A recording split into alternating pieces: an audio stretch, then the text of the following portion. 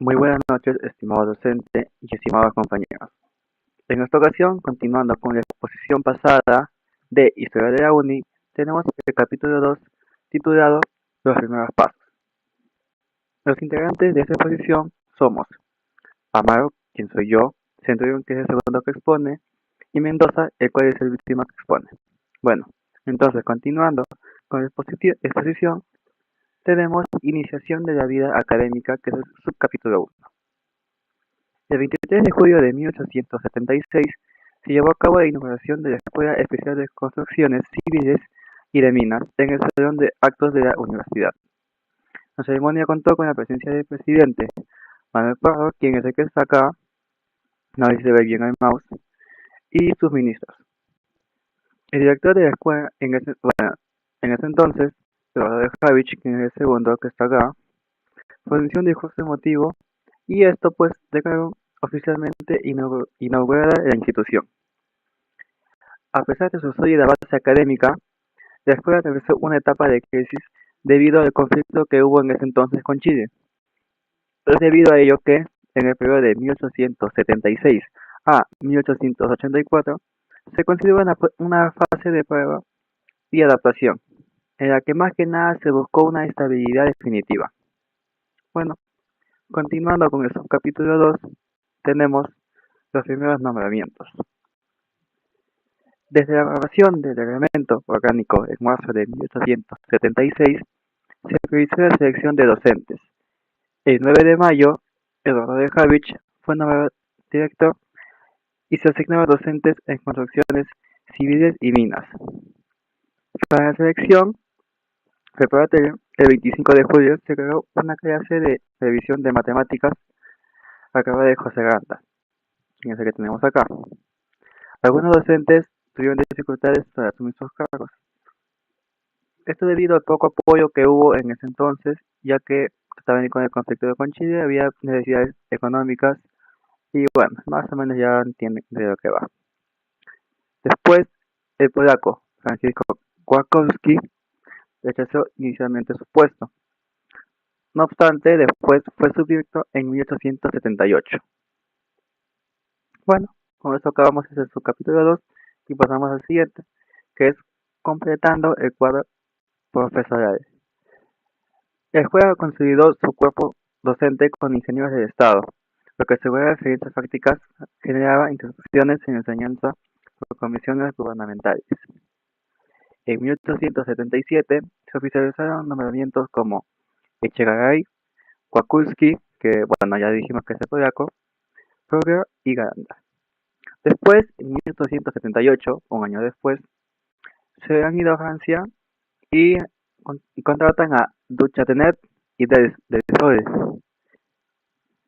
Después, en 1888, se incorporan exalumnos como Valdizán y Demi, marcando así el inicio del predominio de profesores de ingeniería que ya lo tenían hecho. Y como último subcapítulo tenemos el personal administrativo y de servicio. En 1876, el ministro Manuel Odriozola, quien es el que tenemos acá en la imagen, autorizó la contratación de personal administrativo, incluyendo un amanuense, un conserje y dos sirvientes. José Medina fue inspector desde 1877, asumiendo temporalmente el archivo. En 1878, ante la creciente carga administrativa, se nombró un nuevo amanuense y Wakulski fue designado subdirector. Subdirector.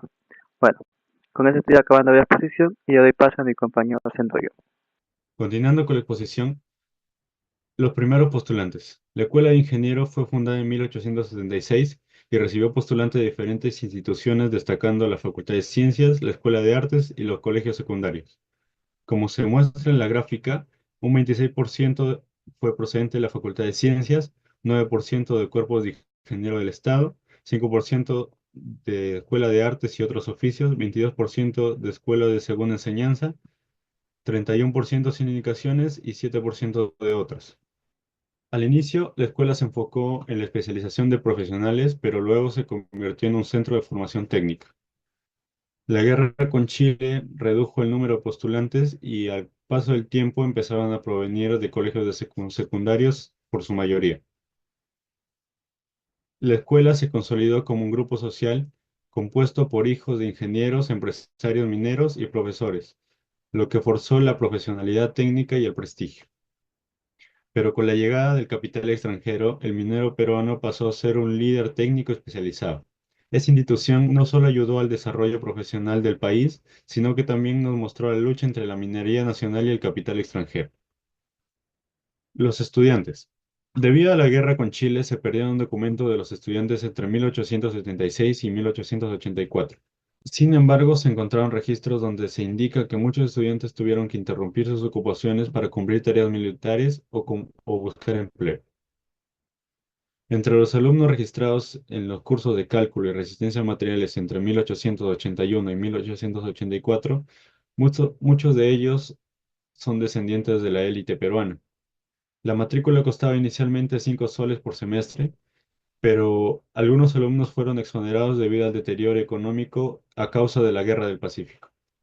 Entre 1880 y 1884 solo se graduaron 5 alumnos, Darío Valdizán y Eduardo Giraldo, que se especializaron en construcción civil. Pedro Félix Remy, Segundo Carrión y Juan Garnier lo hicieron en minas, pero debido a la inestabilidad del país, Garnier recibió su título en 1882, pero el diploma oficial se extendió hasta 1885. Algunos de los graduados, como Emérito Pérez, retrasaron su titulación a causa de la Guerra del Pacífico, pero un destacado entre los estudiantes es Federico Villarreal, que ingresó en 1882 y realizó un doctorado en matemáticas. Pedro Remy, aparte de ser ingeniero, tuvo un papel clave en la escuela como profesor y jefe de laboratorio en dosimasia. Impulsó el avance de la minería industrial azucarera y también ayudaba a la reconstrucción después de la ocupación chilena. La Escuela de Ingenieros del Perú inició sus actividades el 11 de julio de 1876 en el antiguo Convictorio Carolino, aunque pronto se evidenció la necesidad de ampliar y mejorar sus instalaciones. Se realizaron refacciones y mobiliario con un presupuesto inicial de 6.000 soles, pero pronto se solicitaron fondos adicionales para mejoras estructurales. En 1878 se realizaron nuevas ampliaciones mediante una licitación, que luego fue cancelada, permitiendo que Habich ejecutara directamente las obras. Sin embargo, el proceso con la empresa Heine generó disputas sobre costos adicionales. Teodoro Elmore y Félix Gauterot propusieron reformas para adecuar el espacio a las necesidades académicas. Para ampliar el local, en 1879 se adquirió un terreno de la Casa Canevaro por 1.548,61 soles, evitando así un largo proceso de expropiación. En cuanto al equipamiento, se recibieron donaciones de libros, instrumentos y mapas de instituciones y particulares, incluyendo aportes de Antonio Raimondi y Josiah Harris. Además, desde Francia llegaron manuales y equipos comprados con fondos gestionados por el cónsul peruano en París. En esta imagen vemos al director de la UNI, Eduardo de Havich, y la guerra con Chile y las dificultades que tendría que afrontar en ese momento. Durante la Guerra del Pacífico, la Escuela de Ingenieros del Perú se vio afectada por la situación bélica. Desde abril de 1879 se documentan retrasos en graduaciones y ausencia de profesores por trabajo de defensa. Los alumnos recibieron instrucción militar, pero fueron exonerados del servicio activo inicialmente. Sin embargo, en 1880, con la movilización general decretada por Nicolás de Piedra, profesores y estudiantes fueron incorporados a la sección de ingenieros del ejército. Bajo la dirección de Francisco Paz Soldán, participaron en la construcción de fortificaciones de Lima. Esta situación llevó a la suspensión de clases y exámenes desde noviembre de 1880, prolongándose hasta abril de 1881. Tras la ocupación de Lima en 1881, las fuerzas chilenas utilizaron la Escuela de Ingenieros y la universidad como cuarteles, causando saqueos, destrucción de sus bienes. El director de la escuela, Eduardo de Javich, solicitó sin éxito al alcalde Rufino Torrico y luego al ministro de Instrucción la recuperación de los materiales científicos y documentos. A pesar de los intentos oficiales, gran parte de los equipos y libros fueron destruidos o llevados a Chile. Finalmente, en mayo de 1881, Javich logró que el coronel chileno Fuenzalida le devolviera algunos documentos y libros. Gracias a esto, se pudieron preservar registros clave sobre la fundación y primeros años de la escuela. Javich y los profesores de la Escuela de Ingenieros lograron reanudar las clases en mayo de 1881, inicialmente en el Instituto Científico gracias a José Granda. Con un equipo docente reducido y un número limitado de estudiantes, la escuela funcionó con dificultades, buscando mantener la enseñanza pese a la falta de infraestructura y materiales. Aunque las clases se dictaron entre 1881 y 1883, la irregularidad marcó este periodo, y en 1886 aún se otorgaban facilidades para que los alumnos afectados completaran sus estudios. La escuela enfrentó una crisis económica severa debido a la falta de ingresos provenientes del impuesto a la mina, el cual había sido desviado tanto por las autoridades chilenas como por el propio gobierno peruano. A pesar de los esfuerzos de Javich y la Junta Económica para regularizar la recaudación, solo se recibieron 1.575 soles entre 1881 y 1883, junto con un pequeño ingreso adicional por el arrendamiento de una hacienda. Para sostener la institución se implementó un derecho de matrícula, aumentando progresivamente de 64 centavos en 1881 a 10 soles en 1883. La escuela atravesó una crisis económica extrema entre 1881 y 83, con profesores trabajando sin recibir sueldos y un presupuesto casi inexistente. En 1883, la institución se trasladó al convento de Santo Domingo, pagando un alquiler de 100 soles en billetes fiscales. Durante estos periodos, la falta de recursos llevó a la implementación de derechos de matrícula, pero los ingresos siguieron siendo insuficientes. El profesorado se mantuvo activo a pesar de recibir pagos simbólicos o nulos. Algunos, como el ingeniero Félix Gauterot, se vieron obligados a abandonar el país por falta de sustento, mientras que otros, como Bartolomé Trujillo, falleció en la batalla de Miraflores, dejando familias que no pudieron cobrar sus sueldos adeudados. Recién en 1883 comenzó a mejorar la situación con la regularización del impuesto a la mina, aunque la estabilidad económica no se alcanzó hasta 1886. Después de la devastación causada por la guerra, la escuela perdió casi todos sus materiales de enseñanza, incluyendo laboratorios, bibliotecas y equipos. Para remediar esta situación, Eduardo de Javich emprendió gestiones tanto con el gobierno como instituciones y particulares nacionales y extranjeros. Uno de los esfuerzos más importantes fue la gestión de los fondos retenidos en París. Javich solicitó al cónsul peruano Ventura Marcó de Pont que invirtiera los 4.169.5 francos disponibles en la compra de los materiales esenciales para la escuela. Con el apoyo de Maurice Duchâtelet, se adquirieron productos químicos, aparatos laboratorios y herramientas para la topografía de minas en la casa Fontaine. El transporte de estos materiales no fue sencillo. Marco de Pont enfrentó dificultades para embarcar ciertos productos como ácidos, y el costo final del envío ascendió a 4.278.2 francos, dejando un saldo negativo de 108.7 francos.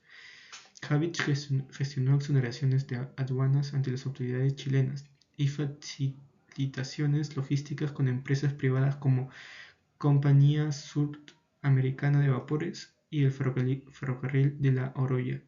Gracias a estos esfuerzos, los materiales llegaron a la escuela el 2 de julio de 1883. Antes de la guerra, la biblioteca contaba con una colección significativa, en parte heredada de la Escuela de Artes y Oficios de Lima, que incluía 408 volúmenes y 93 atlas.